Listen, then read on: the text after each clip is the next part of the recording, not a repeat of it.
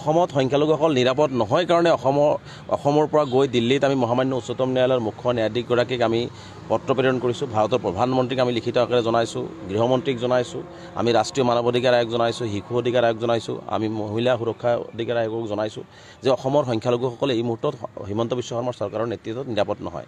তেওঁ যধে মধে মানুহক, ভূমিহীন মানুহক ভূমি প্ৰদানৰ পৰিৱৰ্তে তেওঁলোকৰ অন্য বস্তু আৰু বাসস্থান যি মৌলিক অধিকাৰ ভাৰতীয় সংবিধান সেইখিনি দিয়াৰ পৰিৱৰ্তে তেওঁলোকক বুলডোজাৰ লগাই ঘৰ বাৰী ভাঙি তেওঁলোকক বেঘৰ কৰি আছে। আজি উজনি অসমত শিৱসাগৰ জিলাৰ সভাপতি আজি দেখিছোঁ যে তেওঁ শ্ৰমিকসকলক যি ধৰণে নিৰ্যাতন কৰি খেদি পঠিয়ালে, 15 লাখ টকা তাক আত্মসাৎ কৰিলে শ্ৰমিকসকলৰ, সেইসকল শ্ৰমিক নিৰাপদে আছেনে? সেইসকল শ্ৰমিকৰ নিৰাপত্তা ক'ত? আজিৰ দিনত মৰাণত চাহ বাগিচাত 20 জন সংখ্যালঘু শ্ৰমিক কৰ্মৰত আছিলে, সেই শ্ৰমিকসকলক তাৰ পৰা খেদি পঠিওৱা হ'ল। এতিয়াও মুখ্যমন্ত্ৰী ক'বনে যে সংখ্যালঘুসকল নিৰাপদ? আমি মহামান্য উচ্চতম ন্যায়ালয়ৰ পৰা আৰম্ভ কৰি ভাৰতৰ প্ৰধানমন্ত্ৰীৰ পৰা আৰম্ভ কৰি সকলোৰে ওচৰত আমি ন্যায় বিচাৰি নিৰাপত্তা বিচাৰি আবেদন কৰিছোঁ আৰু আমি আশাবাদী হৈ আছোঁ যে অসমৰ সংখ্যালঘুসকল দিনক দিনে আজি কম্পমান হৈ পৰিছে।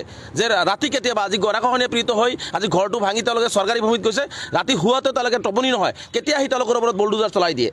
আজি সোণাপুৰত যি উচ্ছেদ কৰিলে ট্ৰাইবেল বেলবেলকল, আজি 700 ছাত্ৰ ছাত্ৰীৰ যে শিক্ষাৰ ভৱিষ্যত অন্ধকাৰ ঠেলি দিলে, সেইসকল শিক্ষাৰ নিৰাপত্তা মুখ্যমন্ত্ৰীয়ে লৈছেনে?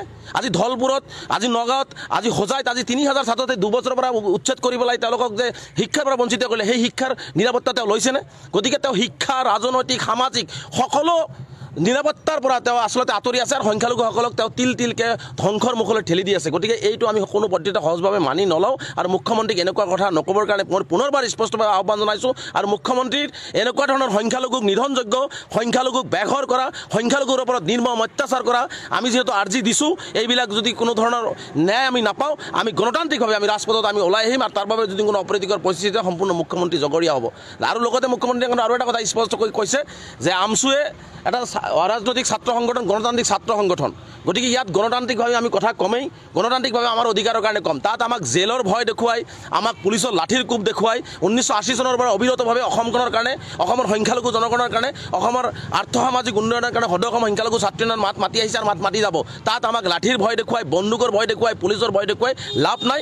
আমি গণতান্ত্ৰিকভাৱে আমাৰ কথাখিনি আমি কৰি যাম। অসমত সংখ্যালঘুসকল নিৰাপদ নহয় কাৰণে অসমৰ পৰা গৈ দিল্লীত আমি মহামান্য উচ্চতম ন্যায়ালয়ৰ মুখ্য ন্যায়াধীশগৰাকীক আমি পত্ৰ প্ৰেৰণ কৰিছোঁ। ভাৰতৰ প্ৰধানমন্ত্ৰীক আমি লিখিত আকাৰে জনাইছোঁ, গৃহমন্ত্ৰীক জনাইছোঁ, আমি ৰাষ্ট্ৰীয় মানৱ অধিকাৰ আয়োগ জনাইছোঁ, শিশু অধিকাৰ আয়োগ জনাইছোঁ, আমি মহিলা সুৰক্ষা অধিকাৰ আয়োগক জনাইছোঁ যে অসমৰ সংখ্যালঘুসকলে এই মুহূৰ্তত হিমন্ত বিশ্ব শৰ্মাৰ চৰকাৰৰ নেতৃত্বত নিৰাপদ নহয়।